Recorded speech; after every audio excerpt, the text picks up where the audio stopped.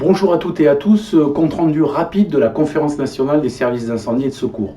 C'était la dernière CNIS aujourd'hui, avant le renouvellement des instances départementales qui pourrait avoir lieu en septembre.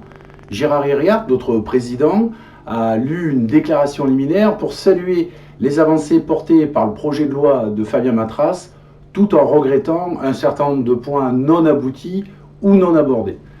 Pour cette CNIS, pas de dossier voté aujourd'hui, mais des communications diverses sur le plan agression des sapeurs-pompiers, sur l'expérimentation des caméras piétons et sur les suicides.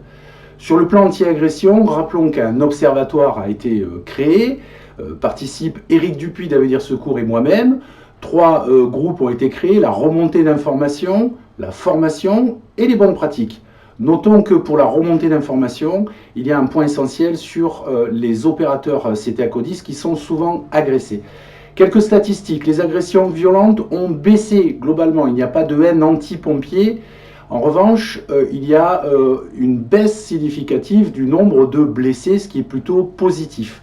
Un focus va être fait sur les agressions lors des opérations SUAP, puisque vous le savez, c'est le plus gros volume, et c'est là où, s'agissant des caméras piétons, le deuxième point à l'ordre du jour, caméras piétons expérimentées par 19 SDIS, eh bien, sensiblement, les 441 caméras mises en service dans 169 centres de secours ont démontré une diminution du nombre d'agressions, en tout cas lors du déclenchement, à peu près 576 déclenchements pour 1 million d'interventions, eh bien 60% des sapeurs-pompiers estiment que la caméra a un effet dissuasif.